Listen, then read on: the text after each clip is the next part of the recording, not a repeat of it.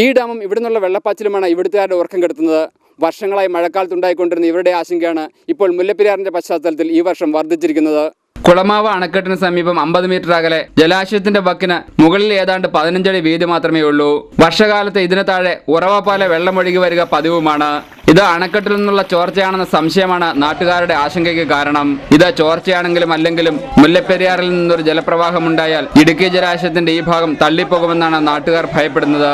ഈ റോഡിന്റെ ഇത്രയും വീതി മാത്രമുള്ള ഈ ഡാമിനായിട്ട് സുരക്ഷയായിട്ട് നിൽക്കുന്നത്. ഇവിടെ വെള്ളം ഇങ്ങോട്ട് വരുന്ന വെള്ളം ഇവിടെ തങ്ങി നിൽക്കുകയില്ല, അതുപോലെ ബലക്ഷയമുള്ള സ്ഥലമാണ് ഇവിടം. ഇപ്പോഴത്തെ ഈ അവസ്ഥയിൽ ഡാം വെട്ടിയാൽ ഞങ്ങൾക്ക് അക്കരയും രക്ഷപ്പെടത്തില്ല, ഇക്കരയും രക്ഷപ്പെടത്തില്ല. ഞങ്ങളെല്ലാവരും മരിച്ചു പോകും. അതുപോലെ ഭീതിയിലാണ് ഞങ്ങൾ ഓരോരുത്തരും കഴിഞ്ഞു പോകുന്നത്. അണക്കെട്ടിന് താഴെയുള്ള മുത്തിയൂരിണ്ട വലിയമാവ് കിളിവള്ളി നിവാസികളാണ് പ്രധാനമായും സമരവുമായി രംഗത്തുള്ളത്. എന്നാൽ ഇതിലെ ഒരു ജലപ്രവാഹമുണ്ടായാൽ മലങ്കര അണക്കെട്ടും തള്ളി തൊടുപുഴയും മൂവാറ്റുപുഴയും എറണാകുളവും നശിക്കുന്ന സ്ഥിതിയാവും ഉണ്ടാവുകയെന്നും നാട്ടുകാർ ചൂണ്ടിക്കാട്ടുന്നു. ഇടുക്കിയിൽ നിന്നും ക്യാമറമാൻ ജോബി മാത്യുവിനൊപ്പം KG Pradeep Kumar, Asianet news.